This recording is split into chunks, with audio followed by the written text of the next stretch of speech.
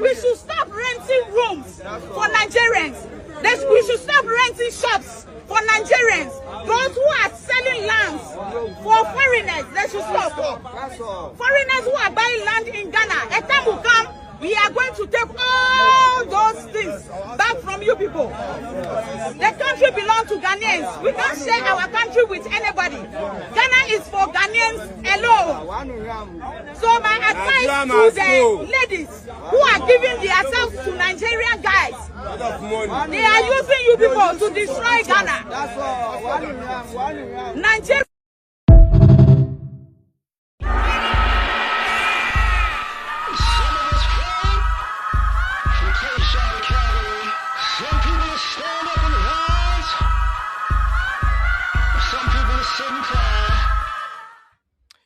What's happening, man?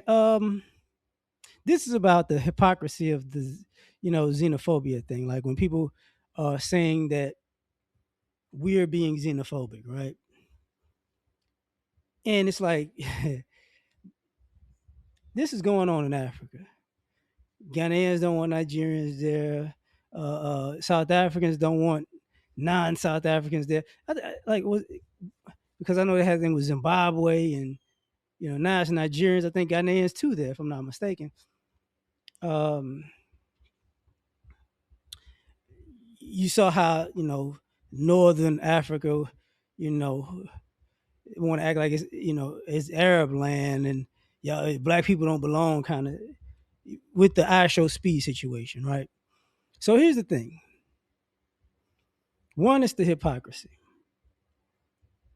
and when we say people aren't unified in their homelands and they come here, sometimes it seems insulting, but I'll say this: we're Americans, so we don't have that issue. You get what I'm saying? You're not a foreigner if you're from Louisiana, but you wind up living in Ohio. You're not a foreigner. You're just not from there, because you can travel freely and move about and live and work in any one of the 50 states and even the commonwealths and provinces, right? But what it looks like in that aspect of Africa is, y'all aren't unified sometimes in your own country, which we would consider states. That that's the difference, and America's unique with that. So I get that. But the concept of you're treating your own people like they're not your people. They're all Africans. They're just Africans from a different place. You get what I'm saying? So, and this is where the xenophobia thing happens. And I'm gonna say this because I think it's necessary. In America, you don't really get the xenophobia thing because a lot of people are comfortable in America when they get here, like, oh, I ain't got to deal with this and I ain't got to deal with that. And a lot of times they don't have to deal with certain things, certain, overt things, because we've already went through it as Black Americans. So you come here like, oh, you got it so good. And it's like, bro, we made it good enough for you to come here. The things we did made it good enough for other people to come and feel like they have a chance. But when we look at these other situations, it's like, yo, and I said this before, like when we were going through Jim Crow after slavery, whether it be the Caribbean, Central America, South America, Africa, right? The things we did here, I guess, made it better for all of y'all to say y'all want to be here, and we don't question it because it's like, well, what are y'all doing there? Like, what were you doing there during that time period? Because people act like, America just blossomed out of nothingness or something. It's like, no, it took a lot. It took a lot. And while y'all were doing whatever you were doing, we were trailblazing and innovating and going through a lot of uh, hatred in this degenerate country, right? So that part isn't on us. Like that part isn't on us. It's like, yo, like there's evidence that we've done things. You know, some of y'all don't realize what this hat is. It's Negro Leagues. But there's always, if it's not currently here, there's always remnants of it. So getting back to the xenophobia thing,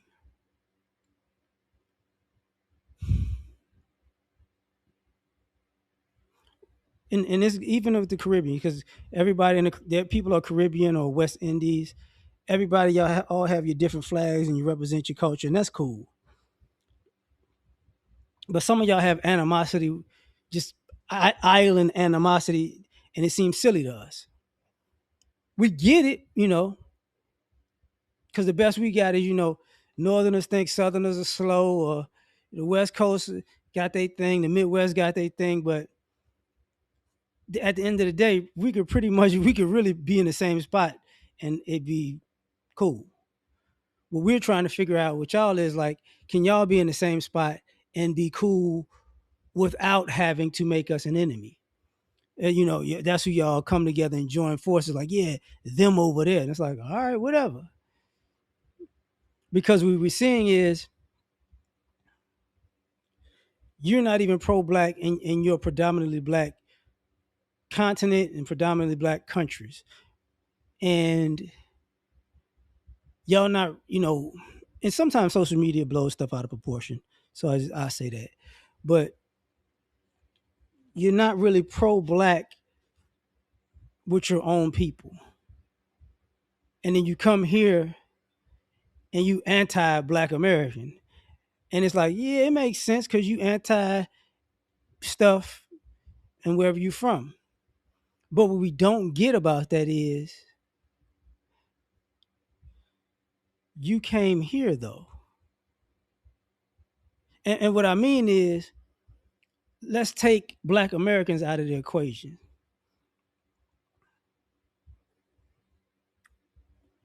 I don't see the relationship between the black Caribbean, West Indies, Central, South America, Africa. I don't see it, and I could be wrong, but it doesn't look like, hey man, you know what? Somebody from Turks and Caicos, I'm really trying to be in Brazil, or I'm really trying to be in, is it Gabon, or I'm really trying to be in Kenya, or somebody from Kenya, I'm really trying to be in Trinidad. I love, we don't see that. I'm really trying to be around my people in Guyana or Belize, or and you're from, I don't know, Dominica or something, or let's do that, Sudan, or you know Senegal. Like, we're not seeing that, and it looks like, really, oh, y'all don't see, like, y'all, if y'all go to these other predominantly black places, it looks like, oh, it's like, why would I be there? Like, why would I live a life there? Like, that's not where the opportunity is. The opportunity is in America, and I'm comfortable in America because, pretty much y'all say it's the white man, but the white man did everything that you do in America. Black people had to die for. You know what I'm saying? Black people had to get generations stolen from. You know what I'm saying? In inventions, innovations, ingenuity, robbed, and it's just American now. And but some white family is living off of it though. Like, because we wrote it on a piece of paper after people were doing it for 5, 10 years, because I wrote it on a piece of paper. Like, they wrote it on a piece of paper too. Well, they didn't know the technicalities. Yeah, the technicality was racism. But because of that, people, you're coming here. And for us, even with the delineation thing, it's like, are we being xenophobic in our country? Are we going to job sites and telling other groups of people? Because there was one with the South African people. There's some South Africans talking to the Pakistanis, the Indians, the other Asians, like basically don't hire the black people who are not from South Africa. We're not doing that here. That's just out of pocket. Just out of pocket. But people go, oh no, no, no, because